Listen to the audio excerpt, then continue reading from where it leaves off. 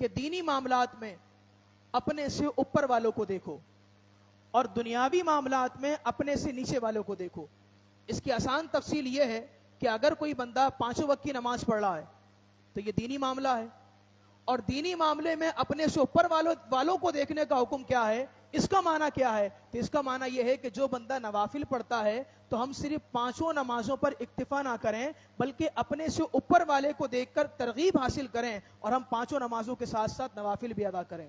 ہم پر اگر رمضان کے روزے فرض ہیں، ہم وہ ادا کرتے ہیں تو یہ دینی معاملہ ہے۔ اس میں اپنے سے اوپر والے کو دیکھنا ہے، اور اوپر والے کو دیکھنے کا مطلب یہ ہے کہ جو بندہ رمضان کے روزے کے ساتھ ساتھ نوافل روزے بھی ادا کرتا ہے تو ہم اس کو دیکھ کر ترغیب حاصل کریں اور ہم اپنے آپ کو نفل روزے کی طرف بھی لے کر جائیں۔ تو دینی معاملات میں اپنے سے اوپر والے کو دیکھیں اور دنیاوی معاملات میں اپنے سے نیچے والے کو دیکھیں۔ اللہ تبارک و تعالی نے اگر مجھے کار دی ہے تو وہ نیچے والے کو دیکھوں، موٹر سائیکل والے کو، کہ میں اگر کار چلاتا ہوں، گاڑی چلاتا ہوں تو کار میں میرے اے سی بھی ہے،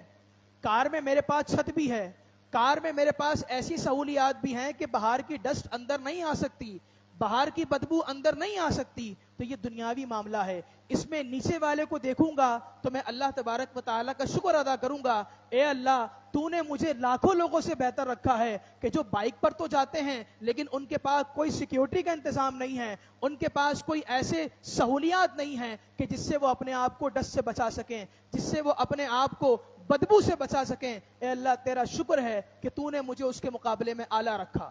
اللہ نے کسی کو بائک دی ہے تو وہ اپنے نیچے والے کو دیکھے، سائیکل والے کو دیکھے کہ بائک میں آپ ایکسیلیٹر دیتے ہیں، گیئر لگاتے ہیں، گاڑی چلی جاتی ہے آگے، لیکن سائیکل والا اپنی ٹانگوں کو ہلاتا ہے، محنت کرتا ہے، پیروں میں تکلیف بھی ہوتی ہے، ہاتھ میں بھی تکلیف ہوتی ہے، اور اس کے علاوہ آزمائشیں بھی ہوتی ہیں۔ تو نیچے والے کو دیکھیں گے تو پھر ہمیشہ جو اوپر والا ہوگا دنیاوی معاملات میں، اس کو اللہ تبارک و تعالیٰ کے ان معاملات میں صبر کرنے کا اور شکر کرنے کا موقع ملے گا۔ تو بہرحال